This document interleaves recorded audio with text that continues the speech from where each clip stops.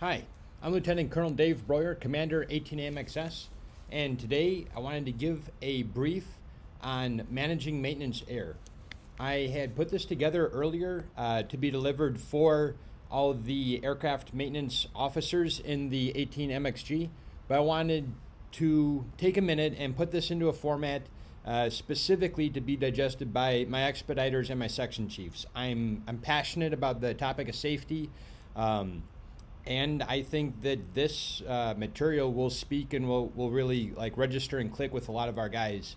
I really appreciate the author that I'll be quoting substantially here, James Reason.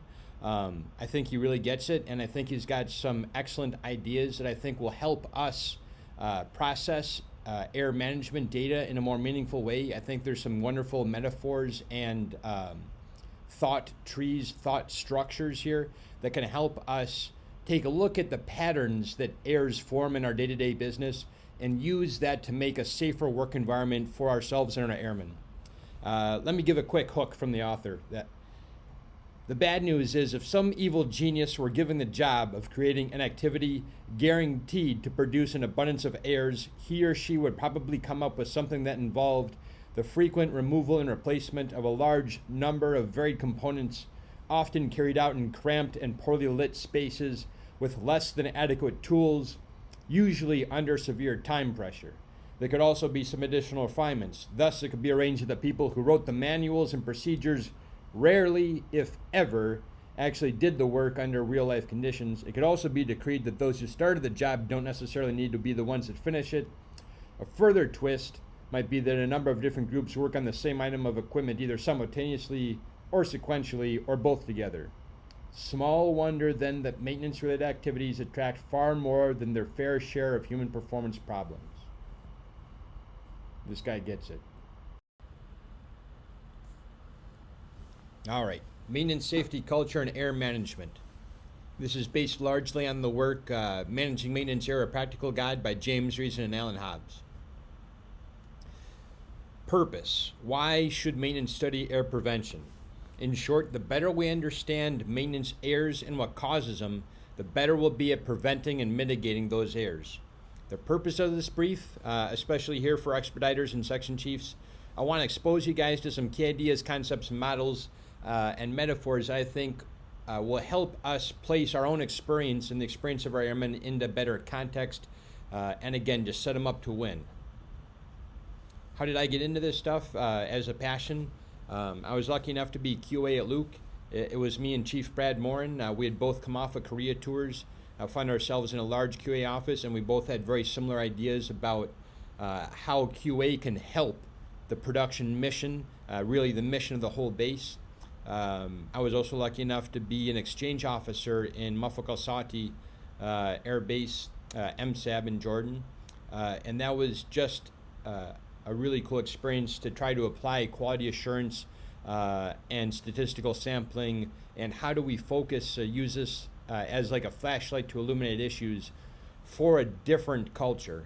And Jordan is similar in a lot of ways, but also has some very unique aspects to their maintenance culture. Aircraft mishap investigation course, jet engine mishap investigation course, and multiple investigations over the years really helped solidify some of my ideas. And this guy gets it. And I want to share those ideas with you in hopes that it'll help us set the stage better, really set our airmen up to win in the day-to-day work that we do. Main themes. Errors fall into predictable patterns. We can understand these patterns and through that help prevent them. Omissions during reassembly and installation are the most common maintenance errors. And I know you guys know this, like anybody who's had to reinstall JFS or put anything back together on these jets knows, like, sometimes it can be obvious how to take something apart. Putting it back together right is a whole lot tougher.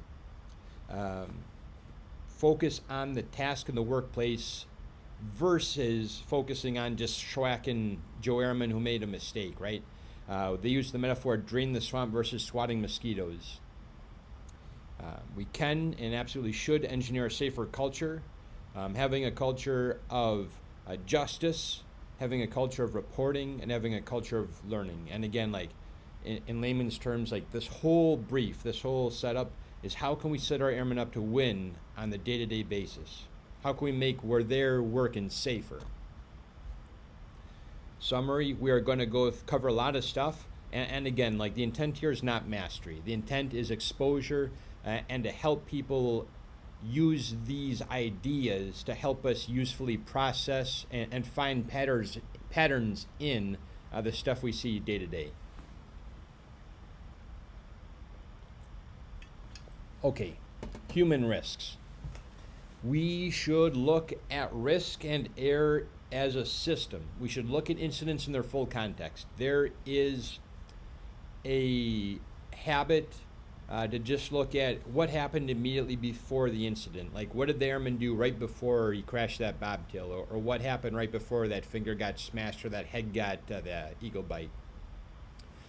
It is important to remember that some error is absolutely inevitable. This is the human condition, and the author likes to say, you'll never change the human condition, but you can absolutely improve the conditions that our humans are working in.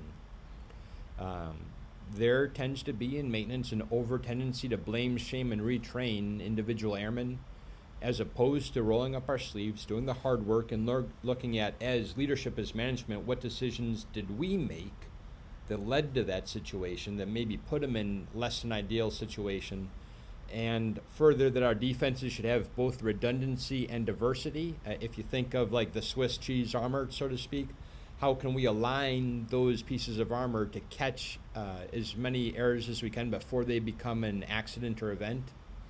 And they should have both aspects of hard, that is to say scientific, technical, and engineering aspects, and also soft. How do we make our people more resilient, smarter, stronger, tougher, better rested, better focused? Both hard and soft lanes of attack, lines of effort. Human risks. Errors become incidents when defenses fail to catch them. If you think of like the Swiss cheese armor, so to speak, if you imagine all those pieces like floating in space, and like when they just line up perfectly and that bullet lines and goes right through all those defenses, that's when we have an accident. However, that should not stop us from looking at basically the pieces of armor, or the pieces of Swiss cheese, if you will, that incident penetrated, even if it did not become an accident. Through that type of analysis, we will make a safer place for our airmen. We absolutely can expect and predict errors, and we should focus on improving the system, the task, the team, the workplace, organization, and the defenses of conditions. Drain the swamp versus swatting mosquitoes.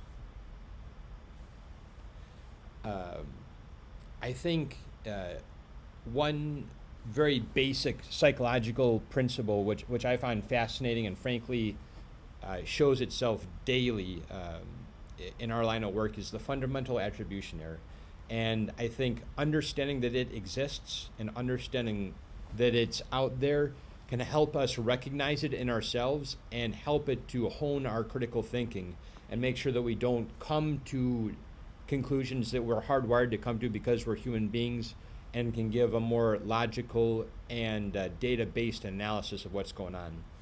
The fundamental attribution error is so common they call it the fundamental attribution error, and what it means is when something positive happens to us or our in-group or our team, we tend to attribute that positive outcome directly to our strength of character, our wise decisions, our sheer awesomeness. And if something negative happens to ourselves or our team or our group, we tend to externally locate the negative impetus, like, oh, it was circumstances beyond our control that this bad stuff happened.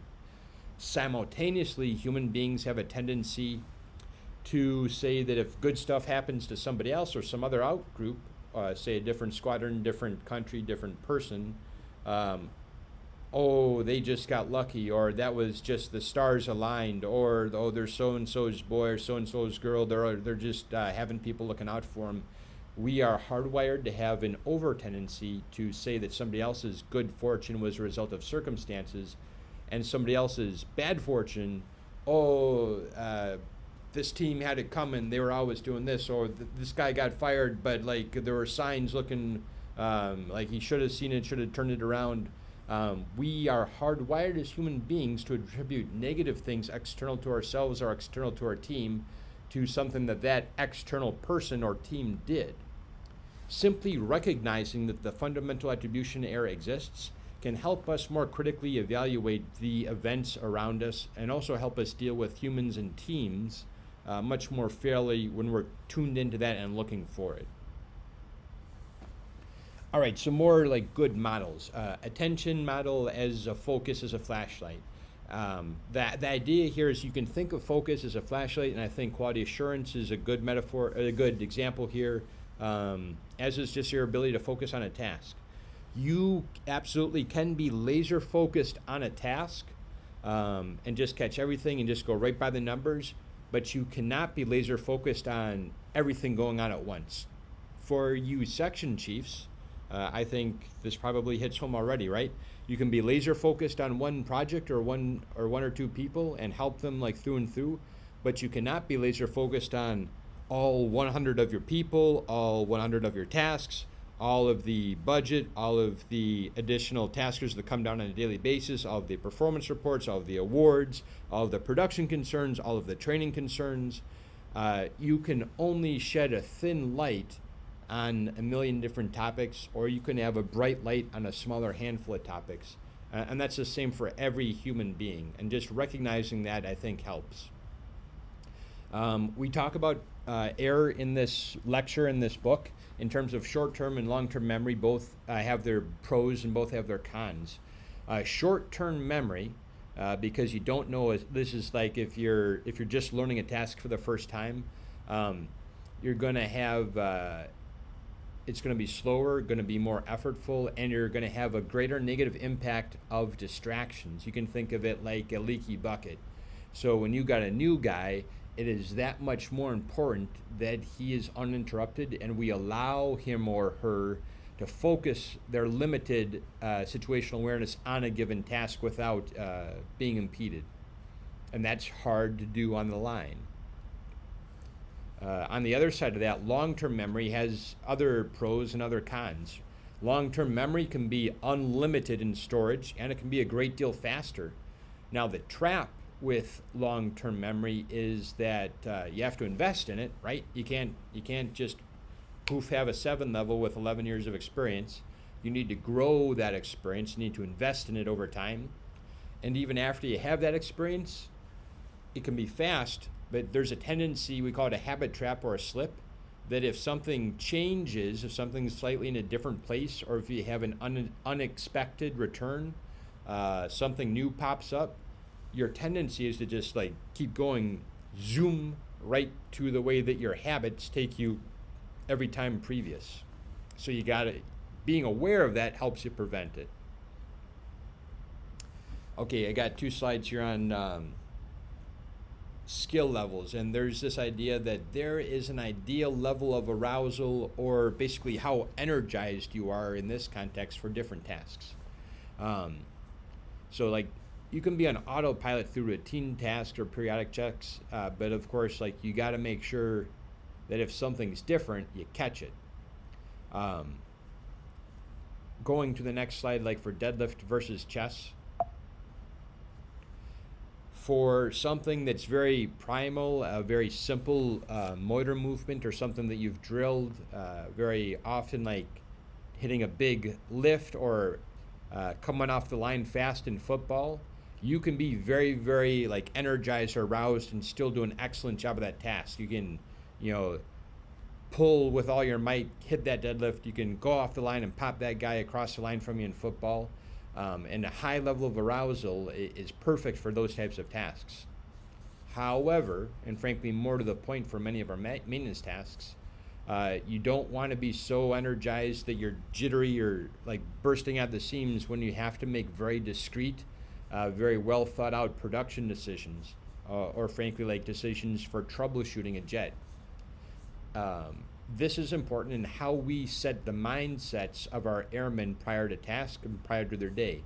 If we put them in a fight or flight state of mind by like chewing their butts like way too hard, or just getting in them like 6 ways from Sunday, or anything else. Like if we alert them and the sky is always falling, or everything's on fire, as they might feel like in a standard fighter operation, their mind won't be at the best possible level of arousal for the nature of task that we're asking them to do.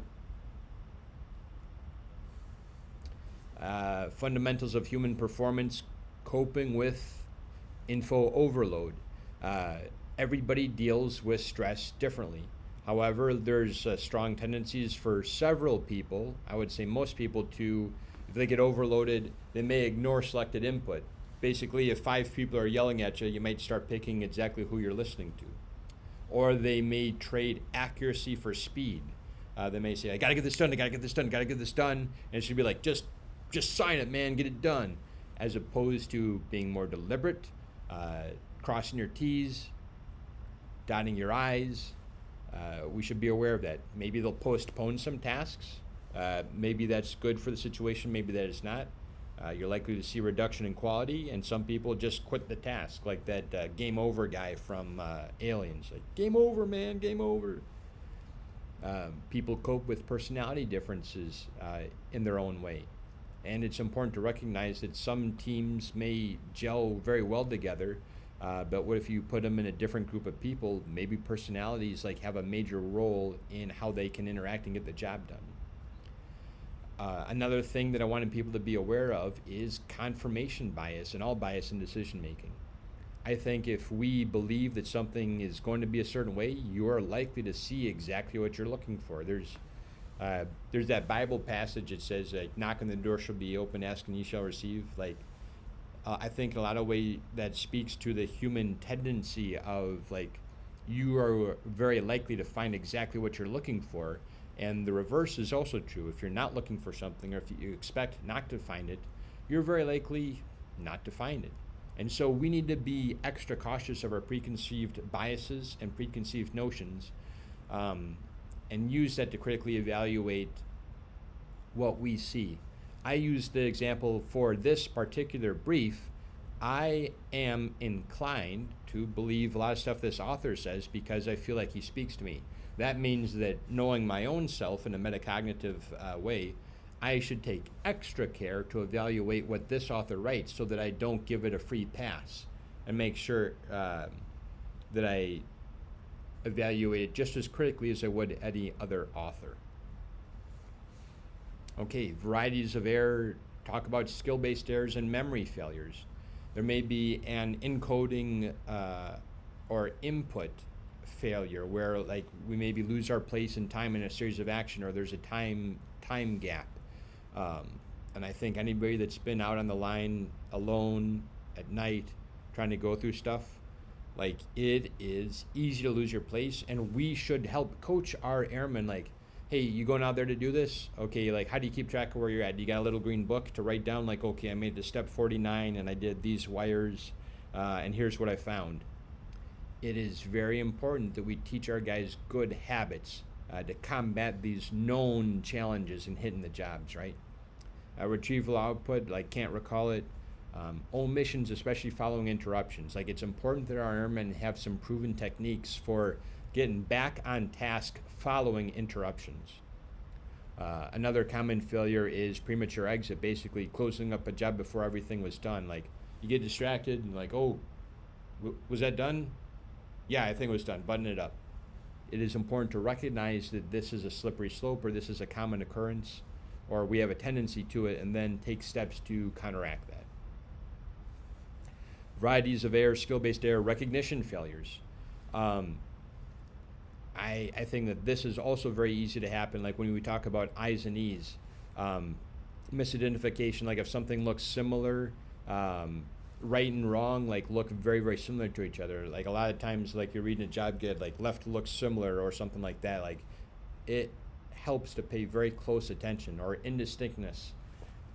This book gave an example of a technician, and this is all based out of, like, British general aviation, but a technician went into the storage facility, grabbed what he thought was oil, but it was actually hydraulic fluid, but they both happened to be in the same place in a similarly shaped can, and they just grabbed it, opened it, and serviced it without looking at what it was. And you can kind of see how like errors like that can happen, and so we can help set our airmen up for success by taking care to make these differences between important, when it's important to get the difference right, set it up so the difference is obvious. And it may be slightly hidden the way the slide transferred over to Apple from my business computer. But misidentification and then basically non-detection was the other one. And you can think of this like failing to catch a visual fault during inspection due to interruption, distraction.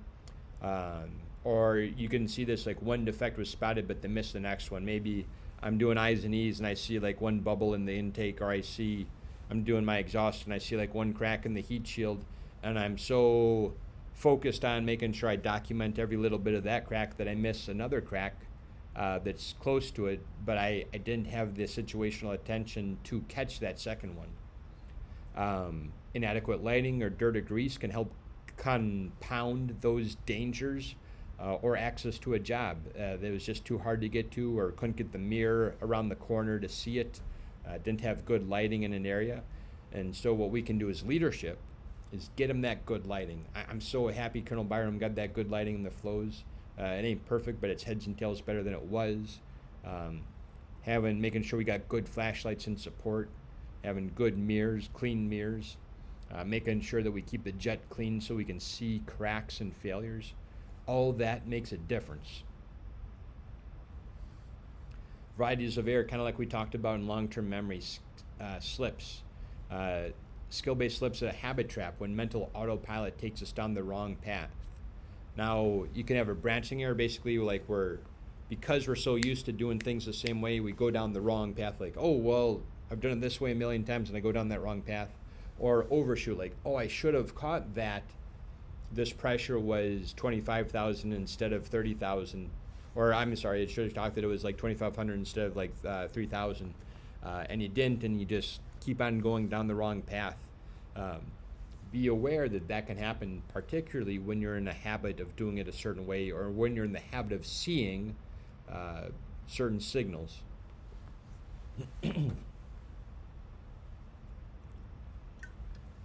Varieties of error, mistakes, rules-based mistakes.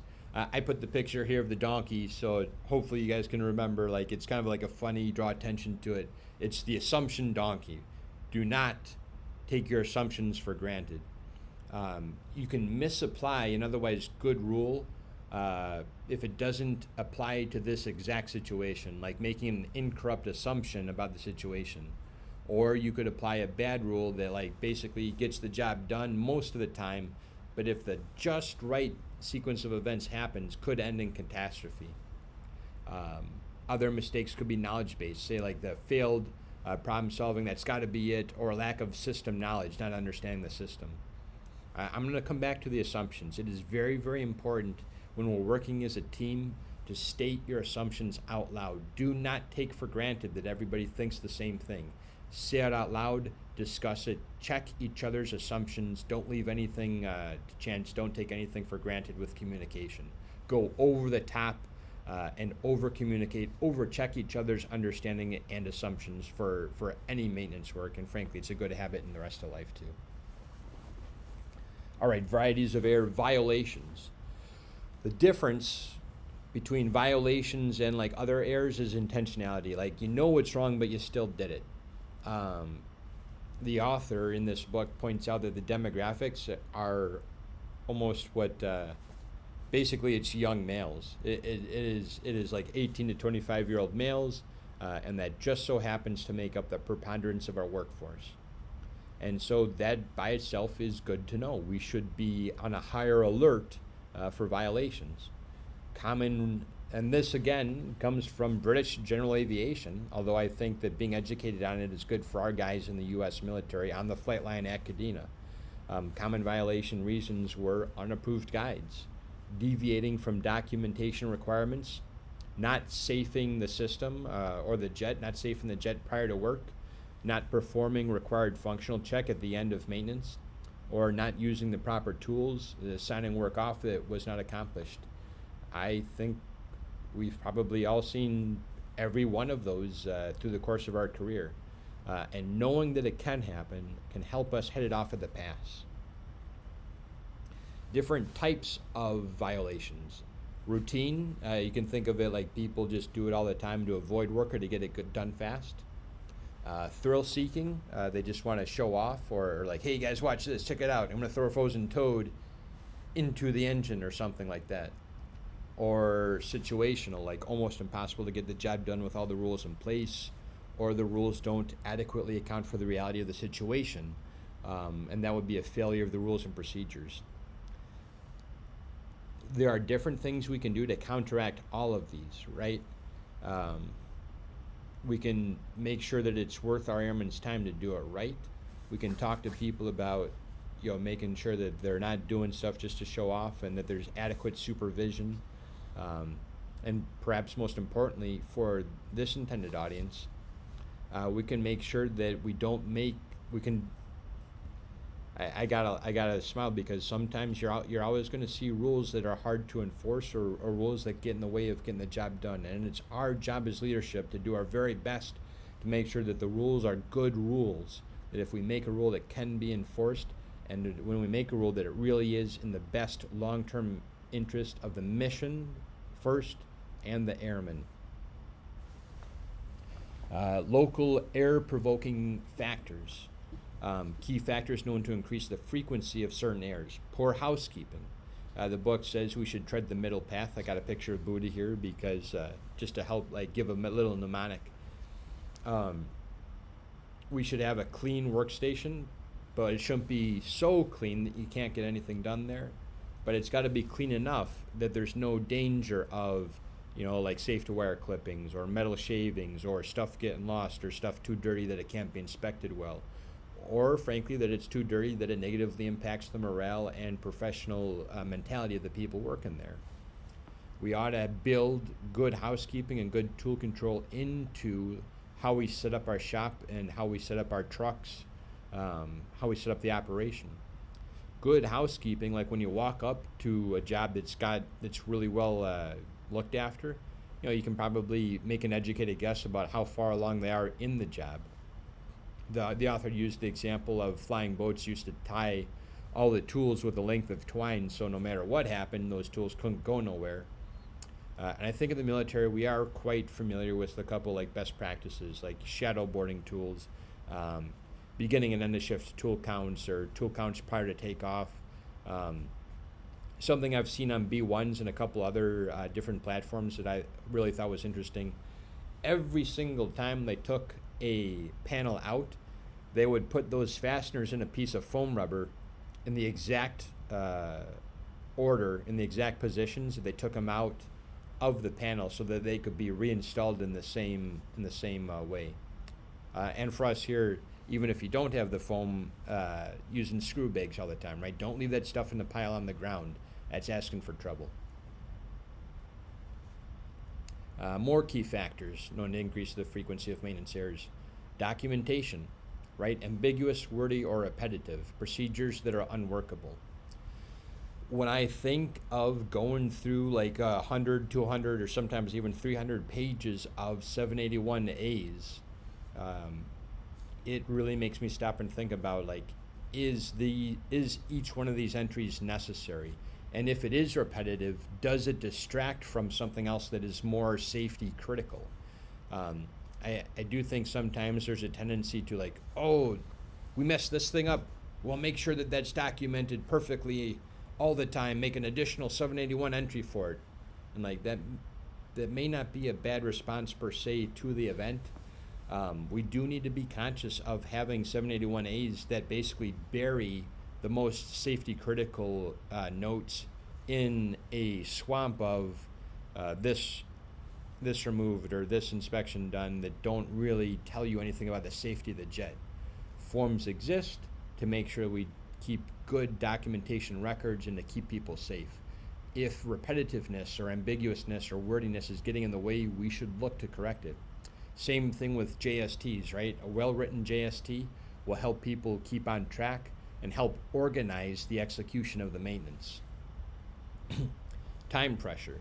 And I've never ever talked to a fighter flight line maintainer that has not felt the pressure of like, get it done in time to make the line. Air preventing safeguards, functional check, follow-on looks generally occur at the end of jobs, which is non-coincidentally, when the pressure to return the jet to service is the greatest. We know this, and that's why we gotta be extra diligent. First of all, to set the culture and the environment, like, if you don't make it because it took too long to do it safe, I will personally eat that cost. You do what it takes to make it safe. You take the time you need to do it right, and I'm okay with those consequences. And they need to hear that from every one of us all down the line. Also, we should aim for consistent and incremental improvements. Sometimes making that light year leap ahead causes more trouble than it's worth, depending upon how it is implemented. I would agree with the author in this case. Look for consistent, incremental improvements. Opportunities for that come every time that we have that quarterly QA review, every time when we're looking at rewriting our local 21101 SUP. Those are opportunities for consistent and incremental improvement. Local error-provoking factors, key factors known to increase the frequency of maintenance errors, communications and coordination. Here's that assumptions donkey once again. And here I wanted to give some examples, right? Communication often breaks down when unspoken assumptions are not shared, often due to fear. I don't want to sound dumb, or I don't want to criticize my superior, or culture where it's not cool to speak up and say something. For example, the book gave an example of like, when we pull pins prior to takeoff, they didn't make eye contact and they didn't visually check that somebody else had the safety pin, and they both thought that the other one had the main landing gear pins, and that led to an accident. Or I've seen this here, and I've seen this at other bases, where like I walked up to the jet and I assumed safe for maintenance was accomplished because there was somebody on the jet. I didn't ask. And people have gotten hurt by that. Sometimes it gets further muddied by like, I did safe for maintenance for external aircraft, but I didn't do it for cockpit, or I didn't do it for applying electrical or hydraulic power. Those misunderstandings can lead to dangerous mishaps. It is critical that we check each other's assumptions in a polite, respectful way, but check assumptions. Don't take that stuff for granted. I can imagine anybody on the flight line smiling when they hear this or read this. Lack of ground equipment or tools, right? I was waiting on age, or I didn't have the proper tool, or I know the TO said this, but we didn't have it, and so we just made it work, or we figured this workaround. Deficiencies tend to breed violations. We as leadership, as management, need to be acutely aware of that, and we need to make sure that the culture says, like, if you don't have the proper tools, stop. Push it up the chain, and we'll figure it out. Figuring out a workaround in our regular day-to-day environment is not down there with airmen working the jet. We shouldn't put them in that bad situation. We should make the expectation clear. If you don't have something you need to push up the chain, and also don't have an improvised solution here. We want to improvise solutions for other aspects of our work, but not when we come up to a point when the equipment or the tool is not available in the middle of a job. This last bullet, the design of tools and equipment, i.e. painting, anything that needs to be removed red, like run screens or pins. We may see that a little bit less on day-to-day, but it is important, especially when we get new equipment or new tools. Going out of our way to make its use or its removal obvious by painting it a bright color may have huge safety benefits.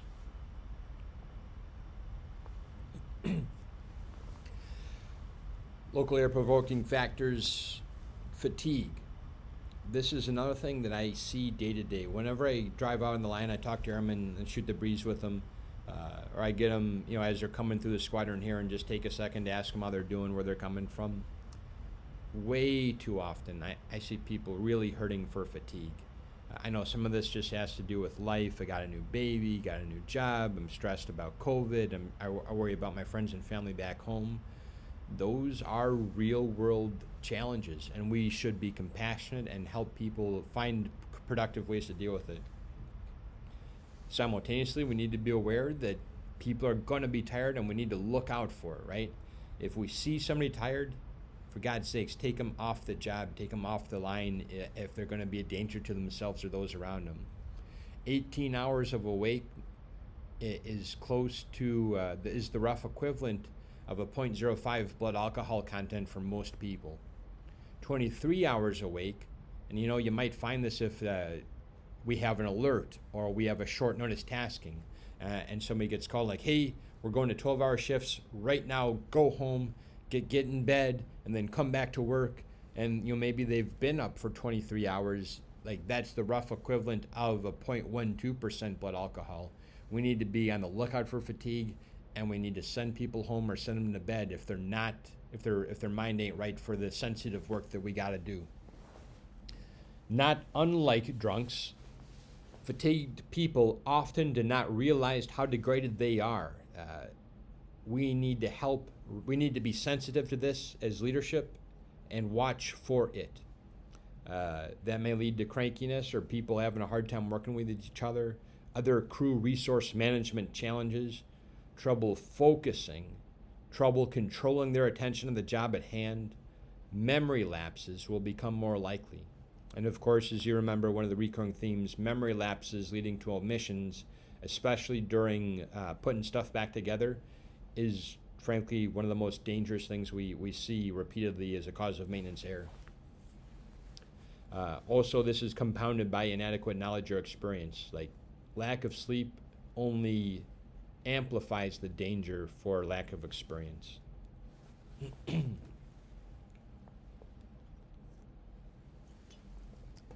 Further key factors known to increase the frequency of maintenance errors, problems with procedures like unclear job guides or cards. I have looked at the job guides for a lot of different MDSs, and I think it's safe to say, like, especially if you didn't grow up working on cars or something, if you're relatively new to maintenance and you're out there on the line with just the job guide, that is probably inadequate support to leave a brand new airman on a job like, hey, here's the job guide, figure it out. No. Especially for complicated jobs, airmen ought to be shown the proper way to do it and have the supervision of an experienced technician with them the first time they're doing it. I appreciate that we have, like, we're 250% manned for A1Cs and something like 60 to 70% manned for staff sergeants a lot of the time, and that by itself drives a lot of stress. Making that balance and frankly being okay, like, hey, I'm only going to have one spare instead of two spares because I made the decision to invest in training. Sometimes we got to be okay with that. Mental economics is a term that the author uses here, and what it means really simple. It's like the person in the middle of the event thought about it, and they just decided that the pros outweighed the cons for committing this violation or committing this error. We need to set the environment and set the culture where that is not the case. We need to make the pros or the positives of doing it right heavier or more obvious, and also we need to make sure the negatives of doing something wrong are obvious, are well known, and are significant to make sure that people come to the right conclusion about doing things right. Procedure, TO usage, some reasons that people may not use their technical order. If followed to the letter, the job would not get done, or time pressure. I've seen it, heard it. People not aware of the procedure. Oh shit, I didn't know there's a job guide for that. Education. People prefer to rely on their own skills and experience, like, I've done this a million times. People assume they know exactly what is in the procedure. Like, I've done this a million times, I know this by heart. Possible solutions are, of course, in our system, Forms 22. But it's up to us in leadership basically to promote that. Like, if that don't make sense, let me help you improve this regulation set, improve this technical order.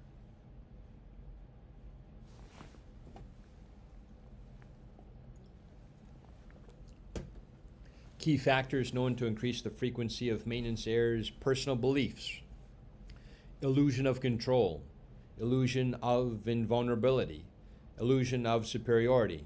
I can't help myself, I gotta do it. Or there's nothing wrong with that, or everybody else does it. All this for me comes back to first line leadership and making sure that we fight the eternal maintenance double bind, right? That our airmen got to know that it's not do it right and do it fast, basically equally.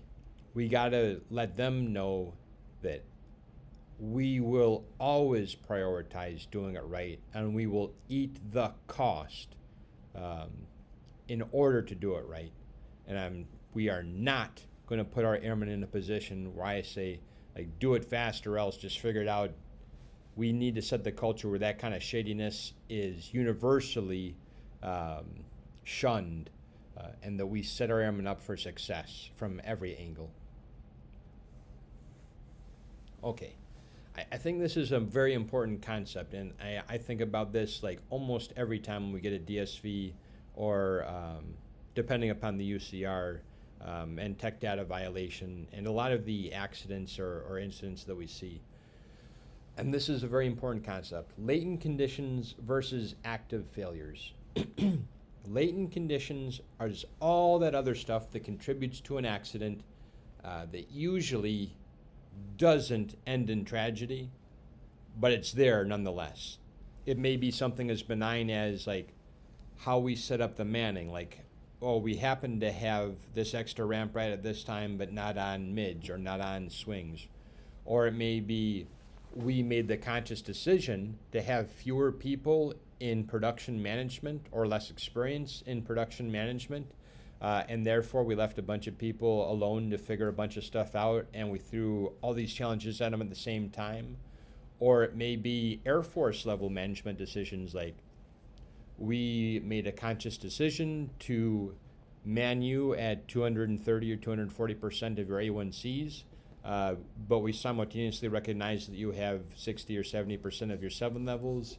Oh, by the way, the RAP formula hasn't changed. Oh, by the way, figure out a divestment plan. Oh, by the way, solve all these other problems at the same time. And those are contributing factors that may not do anything all by themselves, but as soon as the right thing goes wrong, as soon as there's a fracture, material failure, or as soon as one airman makes one wrong decision, those latent conditions can converge like so many streams into a torrent and just break the dam and have an accident. And it's up to us as leadership to recognize those latent conditions and do what we can to mitigate them. We are never going to be completely free of errors. We are never going to completely eliminate every latent condition. But I think the smarter we are on them and the more we recognize near misses and the better our culture is about coming forward with near misses and about openly confronting bad situations or bad latent conditions, the better our operation is going to be and the safer that our airmen are going to be out there on the line. A decent metaphor is that these latent conditions are similar to viruses or some genetic defect that doesn't hurt or kill anybody unless it's paired with other factors. An example may be a genetic predisposition to heart attacks, and they may go from 0 to 45 with nothing, and then that one day somebody just falls over on a treadmill and it was just the perfect combination of stress, overeating, lack of sleep, and they just have a stroke or they just have a heart attack. Or maybe it's like a virus, maybe there's a virus and under normal conditions the virus is not flared up, it is just latent in the system. But again, with lack of sleep, with too much exercise or too little exercise or too much life stress, or too much work, or not eating good, that infection flares up and comes to the surface. It is up to us to look for these latent conditions, appreciate that they exist, and do what we can to mitigate both their existence and if their existence cannot be helped, how do we mitigate the effect of those possible outcomes? To get into some specifics about those mitigations, those defenses, we'll talk about defenses that detect and defenses that contain to work in tandem simultaneously to increase the overall system resiliency.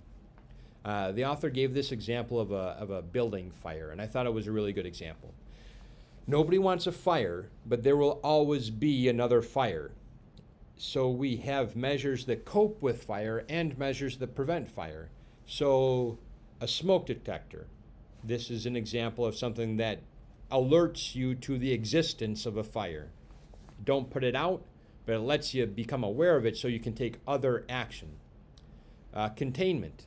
The sprinkler system may not necessarily put out all the fire, but it hopefully will stop the fire from spreading to every room in the house or to every room in the building.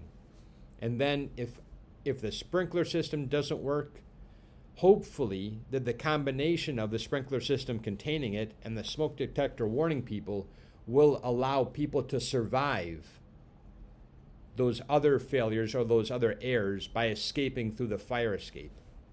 We can use this metaphor to help us look at aircraft mishaps and maintenance errors in the same way.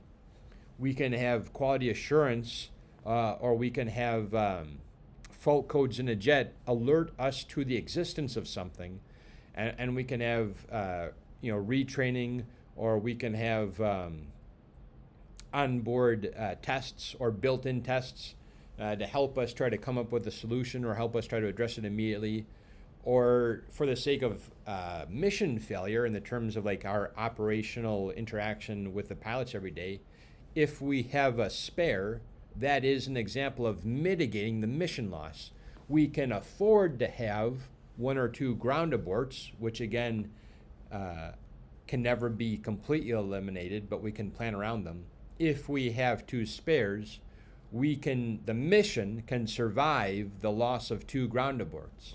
And we can think of mitigating risk in these terms and apply it to other areas.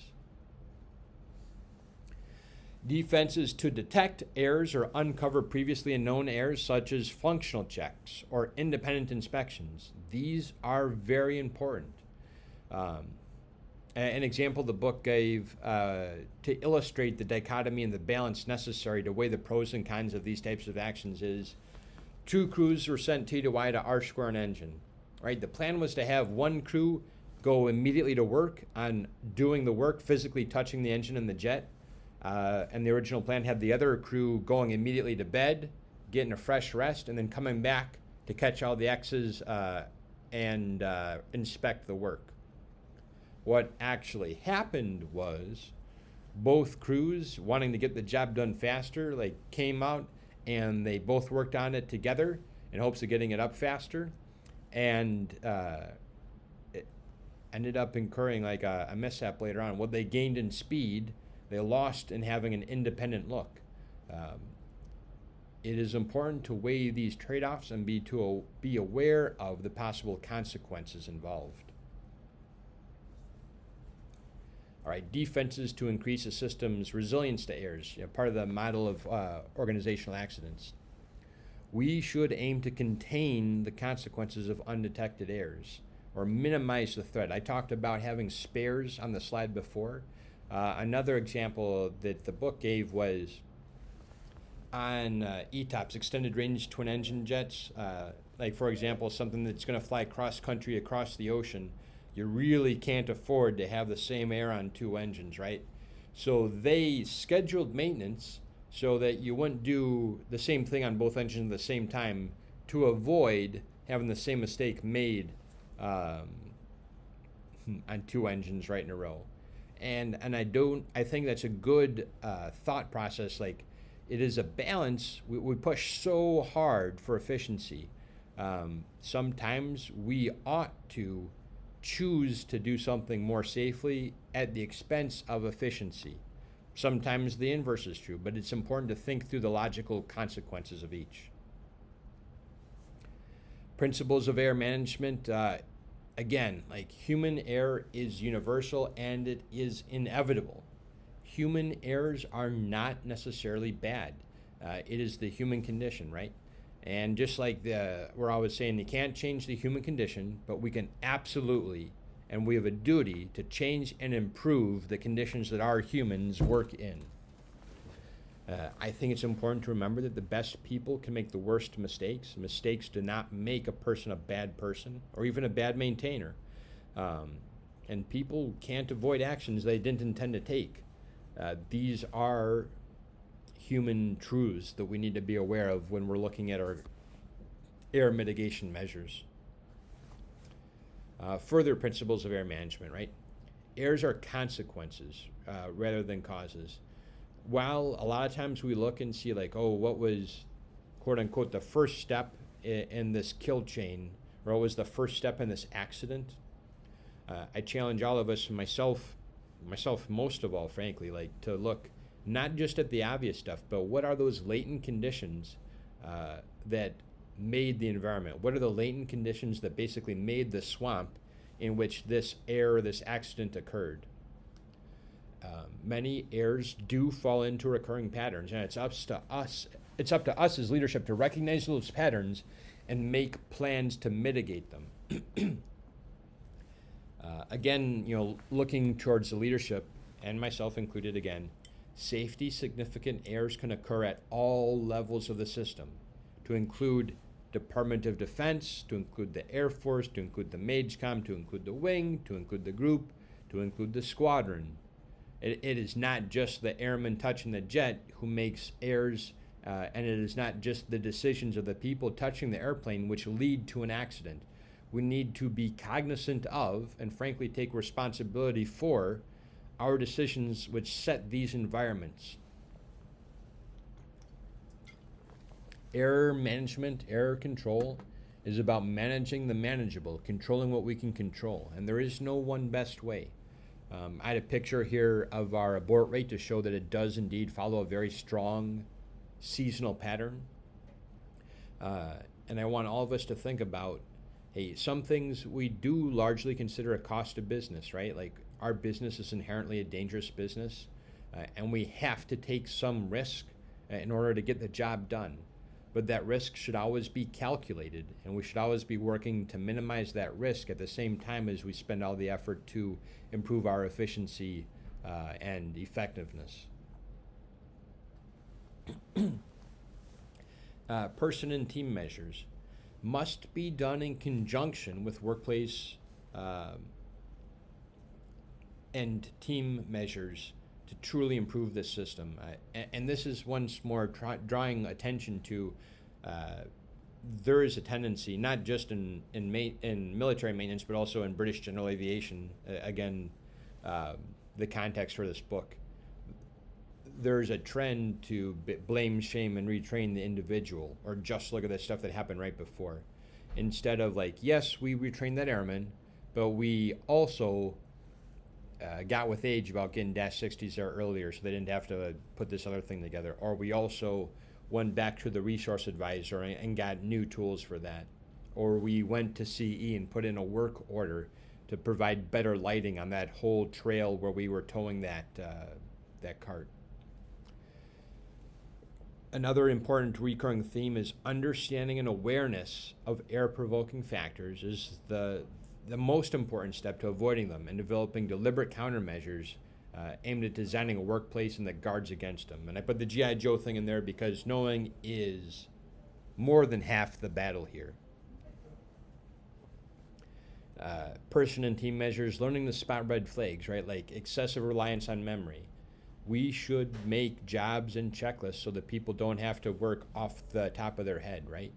We need to try to minimize interruptions, as hard as that is on the line, right? Expediters, we always have a balance. We got to stay on top of jobs. We got to keep positive pressure on there, but also appreciate like interruptions, especially pulling people off jobs and swapping them locations is a huge hurdle to overcome, right? We should deliberately look to minimize that. pressure, both internal and external, tiredness, the challenges of an unfamiliar job, the ambiguity of instructions and communications, and that's another thing for leadership, right? Make your orders clear. Create a culture where people feel comfortable asking clarifying questions. And if something's misunderstood, look first to ourselves to make sure that the construction of the order was clear. And also be aware of, if people are doing highly routine tasks, which we often do, there's a danger to do them in the routine way without catching anomalies. So just to be aware of that.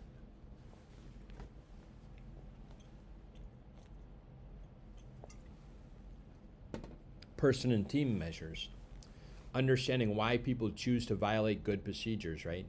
It may be due to attitudes and behavior. Remember, we talked about mental economics and making sure that we set the stage and set the culture, that we make sure that people's mental economics, their decision, weighs in favor of doing things right. Subjective norms, right? Making sure that the people whose opinion matters, maybe it's their peers, maybe it's their supervisors, or maybe it's the guys that are working for them, have an opinion which pushes people in the right direction, right?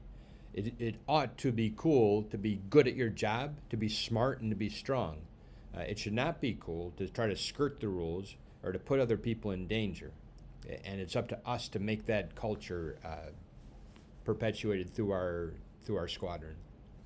And perceived behavior control, like, hey, I can't help doing it wrong because of all this time pressure. Person and team measures, preparing for the task. Positive imagery, like this may sound a little funny for doing like straight up maintenance tasks, but it is a truism, like for everything from sports to being a fighter pilot, to surgery, to doing maintenance tasks. Think through it. Imagine the whole task in your mind and just like write out what you need to do. Chair fly it. That chair fly, for anybody who hasn't heard that term, is before a mission, fighter pilots would sit down, or bomber pilots would sit down and go through that mission, close their eyes, and just imagine every single step, from the brief to the step to the engine start sequence to getting up there to execution, to recovery and landing home safe. They would go through every single action in their mind's eye and fly it, and think through what could go right, what could go wrong, and what we can do to make it go the way we want to go. That is a good habit in life, not just on the line or in the air. Through that imagination, through that chair flying it, we can learn and we can teach ourselves to anticipate problems and to devise specific countermeasures to those problems, right? If we know there's going to be this distraction, if we know there's going to be this interruption, how can we combat that before it happens? How can we set our airmen up to win? Read the full job before you start. Always good advice. Okay, team threats. Leaders distracted by minor technical problems. Section chiefs, I bet you get this all the time. Like, it is hard to focus on any one thing because you're catching it from 8 different directions. And it is up to us to try to set an environment where we allow people to focus on a task, focus and finish. And that means that we need to be able to feel the pain or accept the pain of like this or that's going to be late because we chose to focus on this one effort. We chose to prioritize helping out this one person. We chose to prioritize this training event or this task. We need to set it up so we can help people focus on focusing and finishing on given tasks. Failure to delegate, right? We need to up our delegation game, myself included. We are quite thin right now at the leadership level. We made some deliberate decisions there, and we accepted a great deal of risk. And in order to minimize that risk, we need to delegate aggressively and learn how to delegate well. And the best way to ensure that people are not distracted is to make sure that things are delegated down as far as they can be, but simultaneously given clear expectations and the coaching and training they need to execute where that mission is delegated to. Failure to prioritize. This is something I hit in every single newcomer's brief. We have a duty to prioritize for our airmen. And I need to be willing to take the pain from saying, like, number 3, we failed, but we got number 1 and 2, and that was the priorities. Good job. You did exactly what I asked you to do. We need to pay in a resource-constrained environment. We must be comfortable prioritizing. Inadequate supervision. This is one more area where we take deliberate risk, right? We need to take a look at the personnel that are available. What are the mission needs? What are the life demands of everybody involved? And how can we balance this both for the long-term health of airmen and their families and their lives away from the mission, and also the mission itself? And having adequate supervision, having that person there looking over your shoulder to help you, to guide you, and to help you make the right decisions when it comes crunch time, that all makes a big difference. Failure in communication. We talked about this at some point. Remember the assumption donkey, right? Don't take your assumptions for granted. Make sure that you take care to construct your orders well so there's no room for misunderstanding. Look to yourself first if something is misunderstood, like, could I have communicated that better? Failure to detect or challenge noncompliance. We need to be able to challenge each other. Like, if somebody's making a bad call, we need to be able to call them out. I am blessed and I am lucky to have a team of chief master sergeants and senior master sergeants, and even a handful of masters and lieutenants, frankly, that are comfortable coming to me and telling me when I'm missing something. Like, hey boss, I know you said this, I know you made this call, I just want to make sure that you knew about this. And a lot of times, like, when they bring that to me, I'm like, oh shoot, thank you for letting me know. I did not know that, and that certainly does change my decision. We need to have an environment where we're comfortable and able to have people bring new information to the table, and simultaneously, the reverse of that is, like, if a decision is made and everybody involved knows all the important information, we cuss with the doors closed, we open the door and we execute violently and as a team. But we need to have the culture where everybody feels comfortable coming in, closing the door, and be like, hey boss, I want to make sure that you understand this, this, and this, and I and we need to be more than comfortable, like, oh shit, thank you for mentioning that. It's time to reattack. There is a very specific case here, which is arguably one of the greatest catastrophes in aviation history. And to set the stage, this was back in 1997 in Tenerife. I think it's up in Scotland or up in the United Kingdom. A very senior captain, something like 30 years of service, right? Thought he had takeoff clearance, and, like, basically he was a pilot's pilot. Nobody questioned him. Everybody, believed he knew his stuff. And nobody challenged that he didn't have takeoff clearance. And it was a very cloudy day, typical Scottish weather. And this failure to challenge a senior member's perceived knowledge ended in the death of 500 people. And that was really the birth of modern crew resource management. Colonel Ray made it a point to kind of let everybody know, like, this incident started really gave birth to, like, the whole realm of science and study for crew resource management, really kicked it into high gear. And I think we owe a lot to those 500 that passed away there.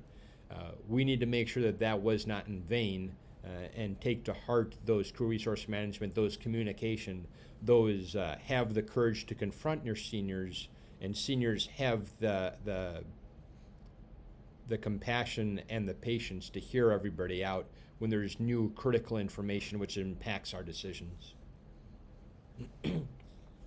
Person and team measures to reduce violations.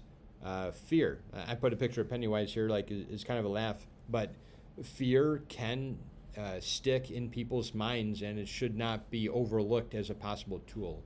However, fear on its own has limited value. Fear may help you learn what not to do, but that's not worth too much without showing somebody what you need to do, what you ought to do. So fear appeals may help stop a certain behavior, but in order to keep the mission going, like you can't just stop a certain behavior, you need to replace it with an appropriate behavior. Small group discussions may help groups come to the conclusion about what needs to be done next. And also the goal is, of course, to transition from extrinsic motivation, like do it or else, to intrinsic motivation, like I want to do this myself because I know it's the right thing to do. Kind of like what we talked about on that Tenerife accident, crew resource management, you could spend a lifetime learning just about this one subject. Some of the highlights of the idea behind crew resource management and maintenance resource management as it applies to us specifically are to learn to pool resources, both material and intellectual. And this is important. We in AMXS, and more to the point, in the AMU, that AMU fighter squadron team is the fighting tip of a wing and really Air Force mission. I know it don't always feel like it, but it is the wing's purpose in existence to support your frontline mission. And crew resource management is all about learning to pool those resources for the greater good. Now that's the macro sense. In a micro sense, it means I've got one staff sergeant, one senior airman, and 5 A1Cs out at a job site. How can I make sure that nothing goes wrong? How can I make the best out of these wonderful human beings that I got? Learning to manage those human resources. Crew resource management, maintenance resource management, also about learning to acquire collective situational awareness. That means talking to each other. That means taking notes. That means giving good turnover. That means having good documentation on the job. And this is another one for leadership, especially me. We all need to set an environment where anyone can make a valid challenge. If an airman can't say knock it off, we are wrong. We need to be comfortable. We need to have an environment where anybody can make a valid challenge to make sure we stay safe. We need to have a common language and a common terminology, and this sadly is a lesson that we keep having to relearn. I put a picture of the Tower of Babel, a classic Bible story, but we learned this from our war on terror about establishing a joint language. We learned this from Hurricane Katrina, and we learn it in crew resource management. We need to understand each other. In order to understand each other, we need to have a shared language and terminology. We need to understand organizational culture and values, especially as it pertains to safety and challenging seniority if new information is critical to a good decision. We need to be able to give and receive solid feedback. The whole program needs a solid feedback loop for good improvement. It must be integrated fully and not a one-shot from external source. And I wanted to include this, and I think if you've been in service a long time, you've seen a million improvement events, right? Crew resource management is example here, but you can translate in theory of constraints, you can translate in Six Sigma or Lean, you can translate in whatever you want. I'll go through the examples from TAGART 93 here. Ways to kill a good program. Failing to recognize unique needs of your culture. AMXS, the line is unique, right? We have challenges that is very difficult to understand if you haven't been here. If you try to just rubber stamp something without understanding the unique mission and culture, you're setting yourself up to fail. Allowing zealots to run the show. We should all be critical thinkers, and we cannot say like, oh, just figure it out, or like, this works everywhere, you just need to just do it, or you're not getting it. Like, that is lazy. We need to be able to roll up our sleeves and look at it, and like, we need to lead it as the existing leadership. We need to adopt this, deeply learn about the improvement initiatives, see where they apply, how they apply, and then regenerate that as a spring from within. Bypassing research and data gathering steps, right? That's just like one more example. You can't just come in and rubber stamp it. You need to understand what you're doing. It does often come down to God is in the details. ignoring people's concerns, in this case, ignoring our airmen's concerns. When people bring up valid concerns, we must hear them out. It is lazy to say, oh, just figure it out. Sometimes you may need to do that in the short term, but if you do that long enough, people will lose faith in you as a leader.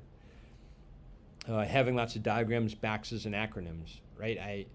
One of my pet peeves, and one of the things I spend, frankly, a lot of time talking to my operations officers and OICs about is do not just sell like a single win. Do not just sell like the flashy diagrams, boxes, and acronyms. Tell people about specific, detailed ways that we used these ideas to improve the operation, to improve how we used our human and our physical assets to show how we improved the quality of life. Give detailed, specific examples. It is good to have a lesson on theory, but theory is it is necessary but insufficient, to borrow a term directly from Goldratt, right? It is necessary to have theory, but it is insufficient on its own. We should give hard, concrete examples of how we use that inside our culture, addressing our concerns from the airmen, right? You can't make CRM or, frankly, any improvement event a one-off affair, and you should avoid, don't use pop psychology. And I think like what it means is like translate into the language actually used by the people you work with.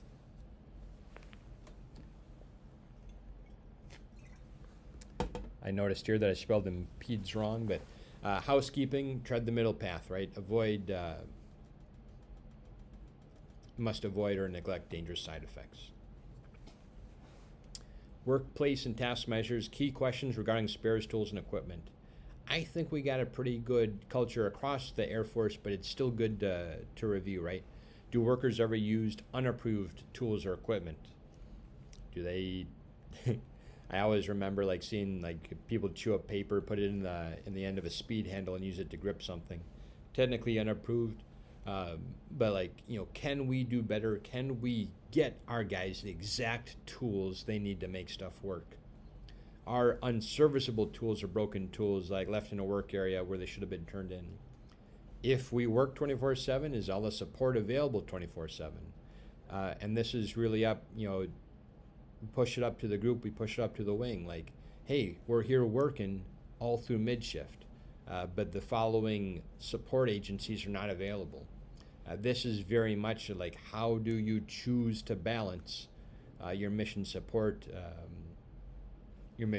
people? Are good systems in place to track tools? Are work areas tidy? Are disassembled components stored and labeled appropriately? Are sufficient replacements available when equipment is sent away for servicing or calibration? Workplace and task measures, err as a function of task frequency. Both unusual or less common tasks and routine tasks have their own pitfalls. Routine tasks have a risk of skills-based slips and lapses. Basically, you've done it a million times, you've seen it good a million times, and it is hard to change that pattern to catch the stuff that's wrong. Therefore, you need to be especially cognizant, especially careful during BPOs, launch recovering, servicing, because you've done so many of them. You got to be extra careful so that you're sure you're going to catch those differences when it is something different. For low frequency tasks, they have a threat of knowledge-based errors, right? Like a gun or 72-month main landing gear. Those tasks have their own dangers because of lack of knowledge. It is important to slow down and make sure you go by the book when we're doing something that is not done on a frequent basis. What we can do as management is make sure that we think hard about who we put on those jobs. I've seen different bases where they have like a gun team that does all the guns, or a main landing gear team that does all the main landing gear to increase the proficiency on that task. And of course, that has pros and cons too. Workplace and task measures, fighting omissions, right? Knowing in advance where omissions are likely to happen, drawing attention to the possibility of an omission so that it might be avoided. And I think this is the thinking behind in-process inspections, right? You know there's a chance something's going to be missed. We deliberately stop the job and call a separate pair of eyes in to put eyes on it to make sure that we catch it before it's buttoned up. And we should design tasks and design a workplace designed to defeat these omissions, because knowing is half the battle. Omission-provoking factors, right? Memory loading.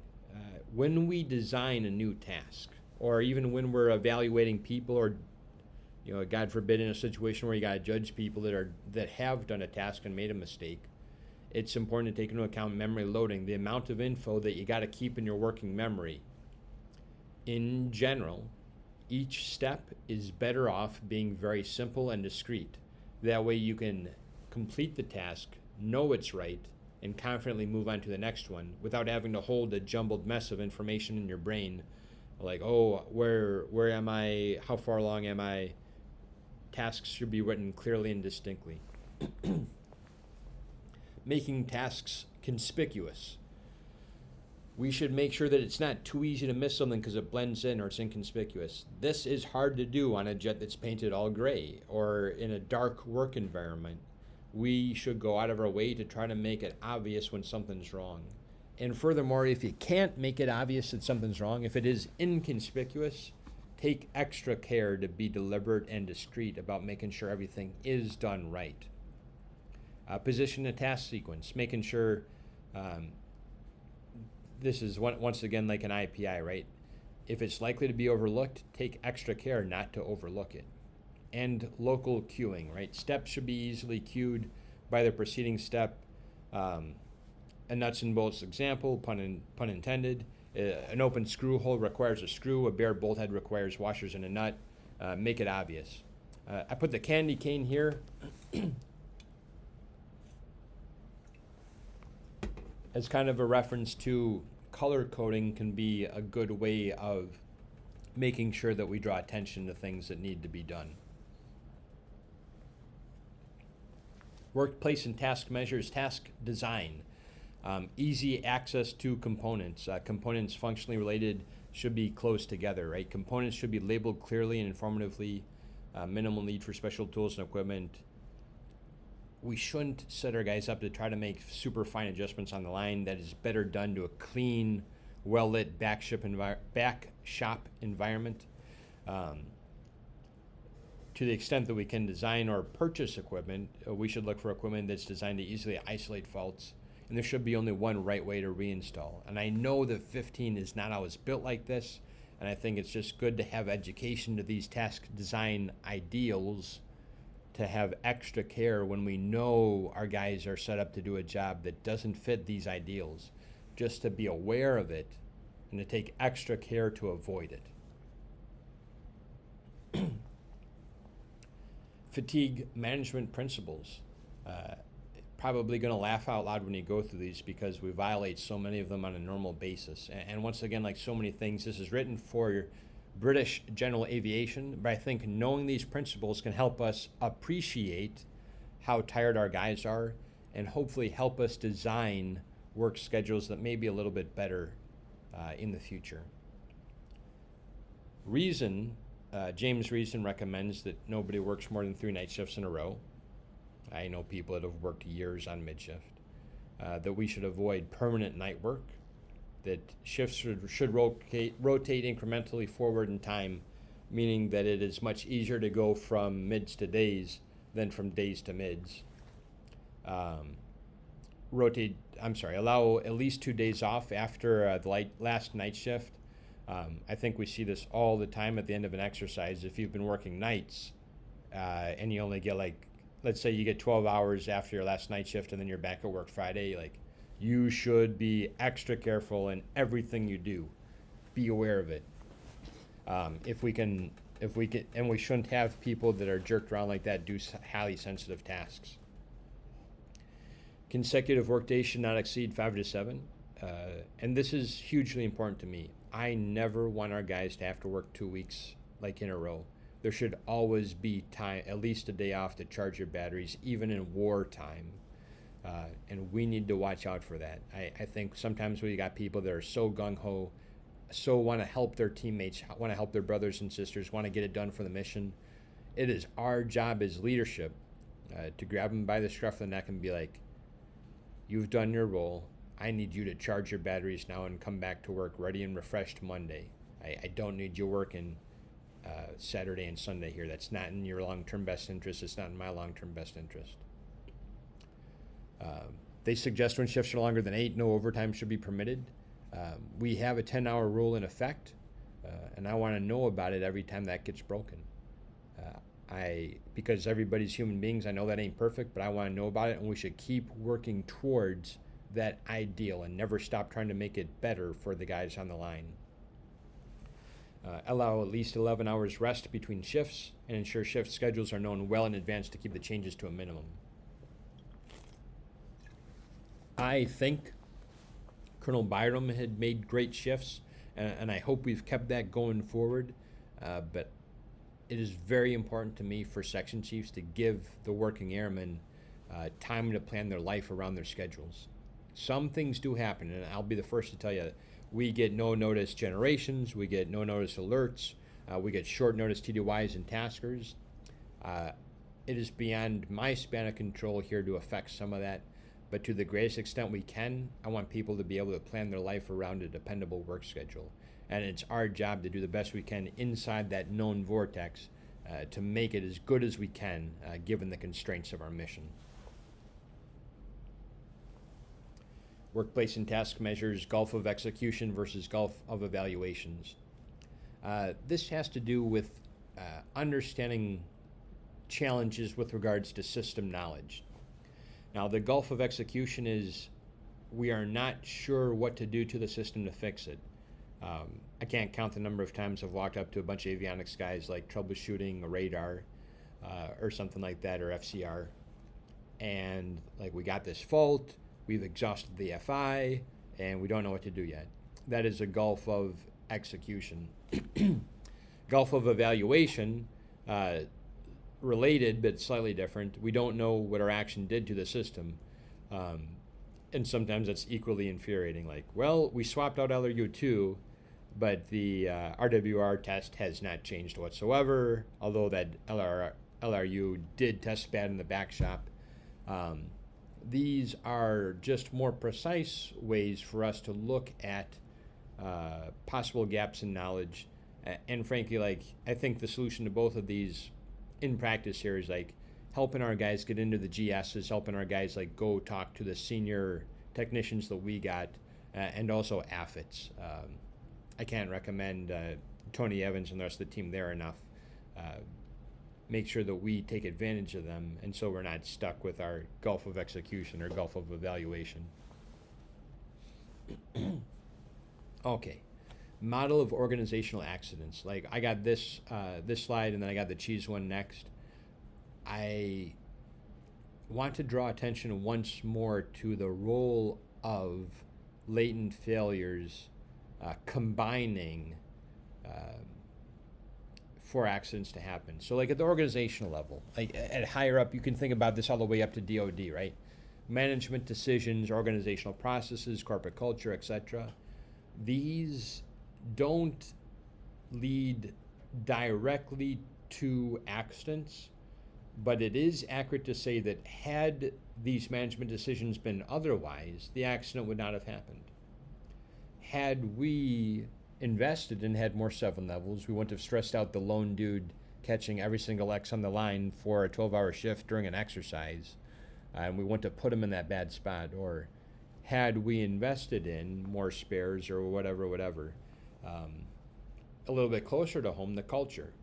It is my duty to set a culture where people feel comfortable both confronting their seniors with new information and a culture where anybody can call knock it off and is listened to. I have an obligation to make that our standard culture and to keep pushing for cultural ideals. If I don't, or if I failed in that, then that is setting our airmen up to fail at the cultural level. And I need to take responsibility and own that.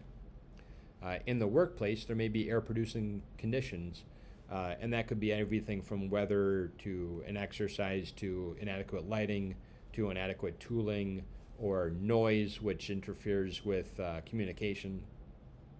And also violating producing conditions, right? If there's not enough TOs and people feel pressure to get it done without one, or if we are waiting, or if we don't have any bobtails, but we need to tow something and somebody tows it with like the wrong vehicle, things like that.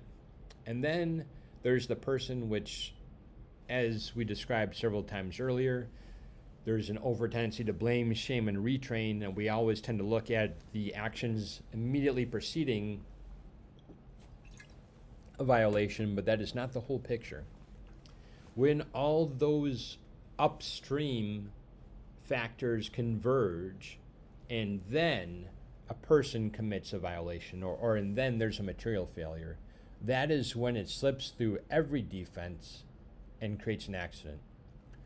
Recognizing those factors and those near misses, and promoting a culture that promotes and encourages discussion of near misses, even while exposing our own failures, is another one of my personal challenge, right? I need to set an organization where people feel comfortable and are rewarded for bringing forward their near misses so that we can work together as a team to improve the organization and the workplace, so that if a person makes one of those inevitable human errors, it doesn't cause a disaster. Perhaps the more familiar Swiss cheese illustration. How accidents happen, we got causal ingredients, right? Errors, violations, latent system conditions, structural failure converge, and the timing is perfect so that bullet, that event cuts right through all the defenses to a catastrophic event. For us, the trick is recognizing all the aspects which led to that and taking deliberate steps to prevent and to mitigate them. Some organizational measures that we can take to learn and prevent them. So reactive ones, learn well from your failures, right? Look at the IG reports, look at the safety reports, look at the quality assurance reports, and learn from them. Look for patterns. And this is, of course, easier the more data you got. But it also means that you got to make a good entry into that data, into that tracking, so you can look for patterns on the far side of that. And once again, like, we need to catch partial penetration or like near misses and work to reinforce those defenses. Proactive means like talking to people, regular sampling, making sure that we're looking to see like, how are those defenses still doing? Have we reallocated our resources at the expense of some of those defenses? We need to do both and keep a good feedback loop. All right, getting a little bit closer to the end. A safety culture, right? When we talk about a safety culture, we talk about the beliefs, attitudes, and values, the structures, the practices, the controls and policies. A safety culture must be an enduring commitment from all. It can't just be that once a quarter safety brief. It can't just be after something goes wrong. It's got to be an enduring commitment. We should expect failures. People are going to fail. Equipment's going to fail. That is life, right? But we know it's going to happen. You don't know when exactly, but it does follow patterns, and we should plan to mitigate them. This demands an informed populace, an informed leadership team. This demands informed airmen, and a belief, right? A fundamental belief from all of us that a safety culture absolutely can and absolutely should be engineered. All right. A just culture. A just culture must have balance. We must have trust in each other. We must have respect for each other. But we must walk the middle path. We cannot clobber everybody into some unrecoverable level of discipline. It can't be so harsh that people are afraid to come forward. At the same time, because we are human beings, we cannot have an entirely blame-free culture either. We must have accountability, uh, and we must not take people's heads off completely. There must be balance. People must have confidence that there will be justice served when discipline is warranted. But they must also have faith that we will look at everything in context, that we will evaluate with scrutiny and compassion the circumstances behind every occurrence. The book uses some culpability or blame tests. The foresight test: could negative result of the action be reasonably predicted? Like, given what the member knew at the time, could you have predicted this outcome? Or the substitution test, like, okay, so Airman Smith made this mistake. Could Airman West have reasonably, or would Airman West have reasonably done something different? If the reasonable man or woman test does not fit, that should give you some cause for pause when you're thinking about your discipline. Good discipline is healthy, and it is good for morale. Nobody wants to work in a place where everybody gets away with everything. That doesn't fly. People want to know that justice is served. But people also do not want to work in a place where everybody is summarily executed for the slightest infraction. Balance is a necessity for a just culture.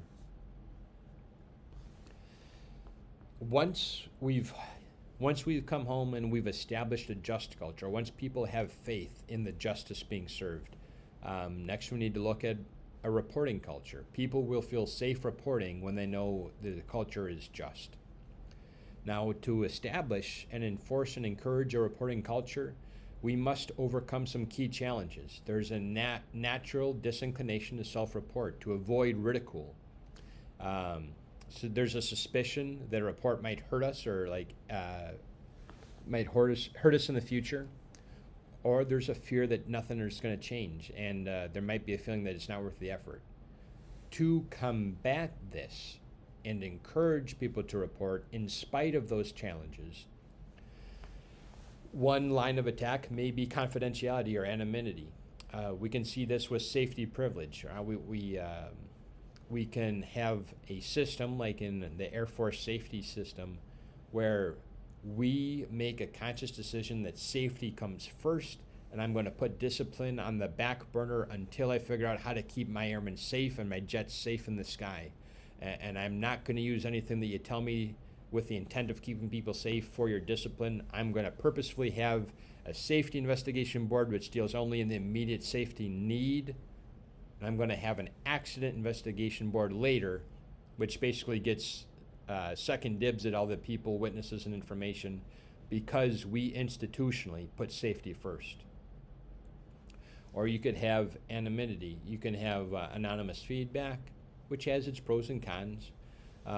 Ideally, of course, you want a culture where everybody feels comfortable confronting each other, like we just talked about with crew resource management. But until that perfect ideal culture exists, there is still probably some benefit to having lines of anonymous feedback. Or protection, not unlike our sexual assault reporting guidelines, right? We can have protected reporting. And this is the exact reason why we have separate functions. Like, this is the exact reason why QA resides at the group and not in the AMU. This is the exact reason why the IG resides under the wing commander and not internal to a squadron or a flight. Positive feedback, like when we show people, like, hey, you wrote this in the DOCS, and therefore, like, we took action. Like, we got you 9 new computers in the break room. We went and fixed these lights. We basically just repaired this bathroom, and we saw what you wrote in the DOCS, and we took this discrete action to improve it. That hopefully helps give people hope and faith that further reporting, that further feedback is going to be value added. And ease of reporting, right? The easier we make it to report something, the more likely we are to get timely and valid feedback to make life better. We should always be working to ID recurring event patterns, error traps, and gaps or weaknesses in the defenses that we have set up. And a learning culture. And I do want to stress this has a set order, right? People need to have faith in the justice of our culture. Once people believe in the justice, they believe the justice is being served, they're going to feel more comfortable reporting. After we have a good process of reporting, then we can institutionally learn from those reports, right? So the author makes it a very big point to make sure that we don't just look at the first step in any event. And I think institutionally Air Force safety is quite good at this, although for it to really hit home, you probably got to read a handful of reports. The author shares the opinion that we got to look at everything in the kill chain. We need to look at, and not just everything in the kill chain, but also those latent variables, those latent conditions, which maybe 99 times out of 100 do nothing, but combined with that one shot in 100 or that one shot in 10,000 can create or converge to form an accident. And I'm always telling my superiors, if it happens 1 in 10,000 events, you're going to see it every single year here, because that's how much work we do. That is how many sorties we launch. It is 1 in 10,000 chance. You're going to see it every year here at Kadena. And we need to look at the entire latent situation, need to look at every variable that leads to those accidents to make sure that we're doing what we can to set up the situation to prevent it in the future. Types of safety culture, I think no single place fits any of these ideally, but I think it's useful to think of these in terms to try to move more towards the ideal, which is the generative culture in this context, where there's deep learning, excellent observation, ongoing inquiries in a positive way, always inquiring how to do better, and good whole system looks like people recognize dangerous latent variables and they're constantly working to improve them. On the other extreme, there's pathological, and I think when you think of the stereotypical like worst maintenance culture you could imagine, it's this pathological safety culture where people marginalize whistleblowers, shirk collective responsibility, and punish or cover up failures. As soon as we see this, please work to change it immediately. Do not let people punish or cover up failures. Failures should be learned from first.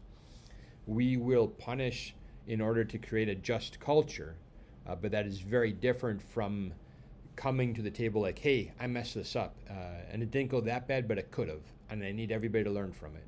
That needs to be promoted. And we can't say like, oh, it's all AMXS, let them figure it out. Like, no, this is an Air Force problem, this is a wing problem, this is a group problem, and we all have a fighting stake in putting up that sortie and recovering that sortie and training that pilot safely. We should all work and pool our resources together to make it better. We cannot shirk our collective responsibility. Bureaucratic, and I think anybody that's been in the Air Force has experienced some level of bureaucracy, and in fact, our Chief of Staff has made it one of his main points in his Accelerate, Change, or Lose initiatives to combat bureaucracy. But with regards to a safety culture, relying heavily on procedures to minimize performance variation, safety enforcement tends to be localized rather than global, and they're treated by local fixes and discipline rather than systemic improvements. Straight up, I see some of this like here and now, not just at Kadena, but across the Air Force, right? And it takes active leadership to work to transcend those bureaucratic hurdles. And I tell you right now, it's not going to be perfect, but I think recognizing that as something that can be improved is an important first step. And then one more way to look at it, reactive safety is important, and we do a lot following every incident. That's part of it, and yes, we should, but it is simply, that is once again, to quote Goldratt, it is necessary but not sufficient.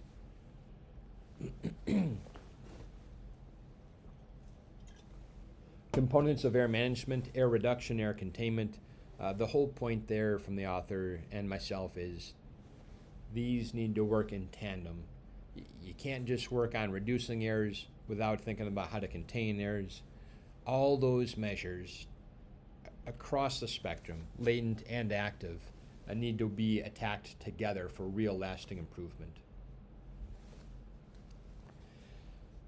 as a rule of thumb, and as we try to design a better safety culture, our approach should be principled rather than piecemeal.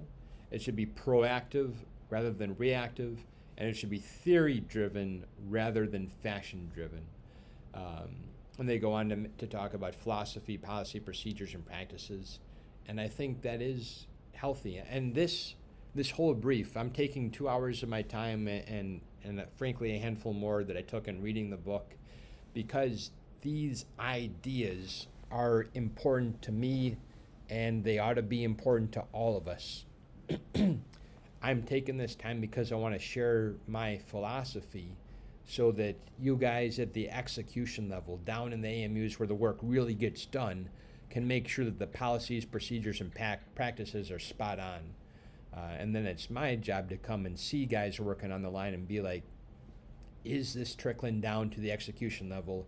Is this helping our men and women that are actually touching airplanes? And that's my challenge.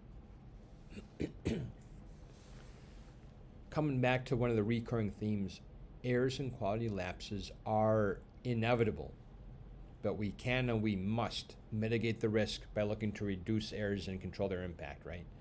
Effective air management requires an understanding of the varieties of human air and the conditions that promote them, and that is the whole point of this brief, to help us understand where it can go wrong, and through that understanding, design countermeasures. Cliche but true, manage air or it will manage you, right? There is a risk that form can overwhelm substance, and frankly anything we do in the service, especially true in air management. It's no good relying on a paper trail or on MCT or on any report if it does not reflect reality and if it does not help us improve the reality of that our airmen are working in. We should look and see, does our audit actually prevent errors and failures? And you may not be able to change it today. The service, or frankly myself, sometimes may tell you, like, we need to do this because it's in the AFI, although we should actively be looking to improve those AFIs and push up where we can take calculated risk, even if it means going counter those AFIs, if we can safely accomplish the mission and provide an alternate way of doing it. Error management is more mindset than it is documentation. And that's got to be something that we are comfortable taking back to the table. More on the management of air management, right? Unvarying performance can't cope with the unexpected, and life on the line is nothing if not unexpected. We need to collectively, as a team, be able to detect, understand, and recover from anomalies before they can do harm, right? That means we need to be talking to each other, and we need to know what we're looking for. Once we know what we're looking for, we need to be able to take steps to make sure that they don't hurt anybody. We must be able to respond with flexibility of action, but consistency of mindset. When something happens, and it's bound to, we need to be able to know how we're going to deal with it as an institution, but be flexible because you never know exactly what's going to happen. And we need to reward reporting of near misses and failures. We need to have a culture where I feel comfortable coming to the table, like talking to my brothers and sisters, like my squadron commanders, fellow squadron commanders, like, hey, we had a close call here. This made it to the end of one way but was caught.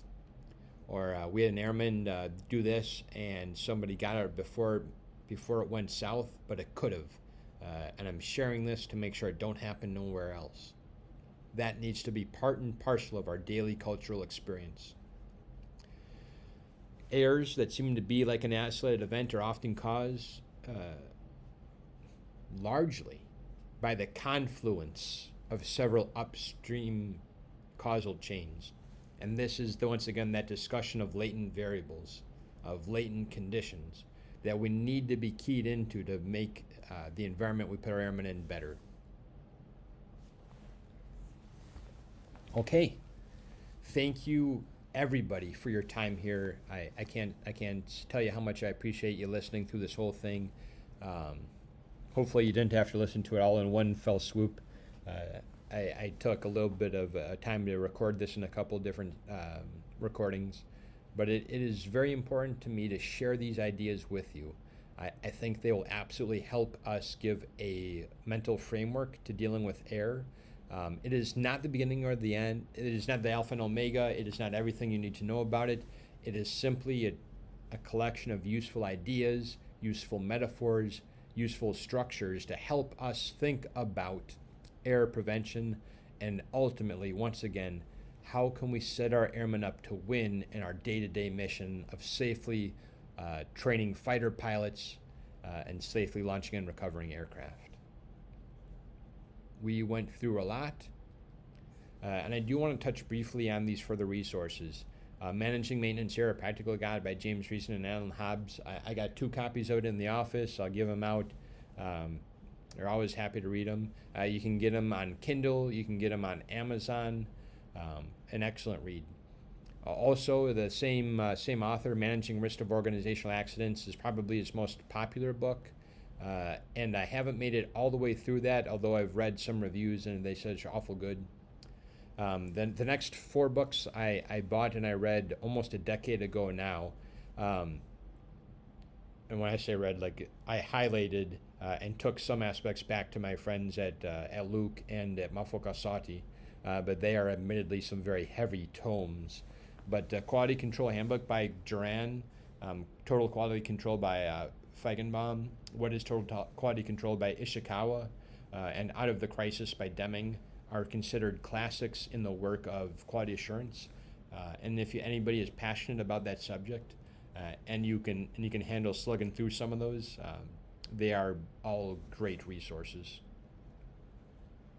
I just want to say thank you. Go Air Force. God bless each and every one of you, and I'll see you out there on the flight line. Thank you again for listening, and I hope that this helps us make a safer environment and set our airmen up to win.